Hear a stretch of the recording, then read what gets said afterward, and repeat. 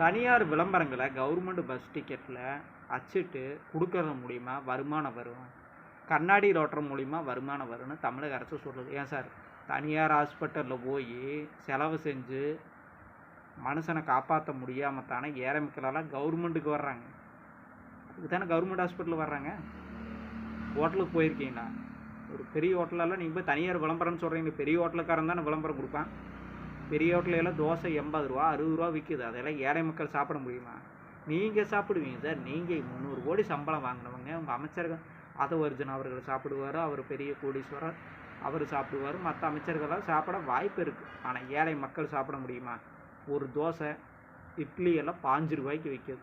அதையெல்லாம் ஏழை மக்கள் நினச்சி பார்க்க முடியாது. அந்த விளம்பரத்தை தான் நீங்கள் ஒட்டுறீங்க. அது மூலிமா என்ன சொல்ல வர்றீங்க? மக்களை அந்த ஹோட்டலுக்கு போக சொல்கிறீங்களா?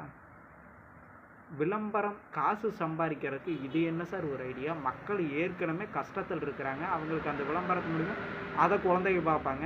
குழந்தைங்க பார்ப்பாங்கல்ல, அந்த விளம்பரத்தை எடுத்து குழந்தைங்க பார்க்கும்போது அம்மா இந்த ஹோட்டலுக்கு போகலாமா, அம்மா இந்த சினிமா தேட்டருக்கு போகலாமா அப்படின்னு அடம்பிடிப்பாங்க அதில் இருக்கிற விளம்பரத்தை பார்த்துட்டு. அப்போ காசுக்கு எங்கே போகிறது?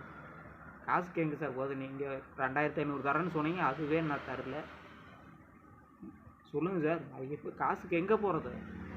தமிழ்நாடு அரசு தான் சார் இது சொல்லணும். நீங்கள் விளம்பரத்தை கொடுக்குறீங்க, அதை பார்த்துட்டு குழந்தைங்க அடம் பிடிச்சா அவங்க அப்பா அம்மா செஞ்சு தான் வேணும்.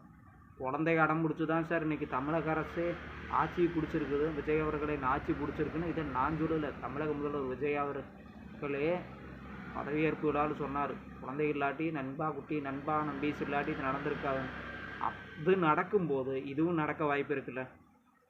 கண்டிப்பாக நடக்க வாய்ப்பு இருக்குல்ல. அந்த விளம்பரத்தை பார்த்துட்டு குழந்தைங்க அழுக மாட்டாங்களா?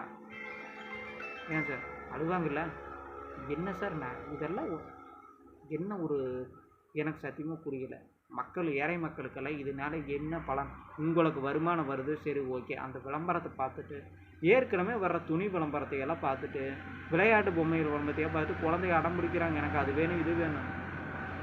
அப்படி இருக்கும்போது பயணச்சீட்லேயே அது மாதிரி நீங்கள் விளம்பரம் கண்ணாடி பஸ்ஸு கண்ணாடியில் ஒட்டுனீங்கன்னா கண்டிப்பாக அதை பார்த்துட்டு பலருக்கு வீண் மன உளைச்சலை தான் அழகு. இதெல்லாம் வேஸ்ட்டு சார். நீங்கள் ஒரு வருமானம் வருதுங்கிறீங்க, வாழ்த்துக்கள், வருமானம் வந்தால் எடுத்துங்க. ஆனால் இது மூலிமா ஏழை மக்களுக்கு தொல்லை தான் வரும். குழந்தைங்க அடம்பிடிக்க தான் செய்வாங்க. அந்த கடைக்கு போகலாம், அந்த டிக்கெட்டில் இருக்கிற கடைக்கு போகலாம், டிக்கெட்டில் இருக்கிற தேட்டருக்கு போகலாம். ஏதாவது நீங்கள் எப்படி இருந்தாலும் தனியார் தான் கொடுக்குறீங்கன்னு முடிவு ஆயிடுச்சு. என்ன விளம்பரம்னு தெரியல. ஒரு நகை கடையாக இருந்தாலும் அது ஏழை மகனால் போக முடியுமா?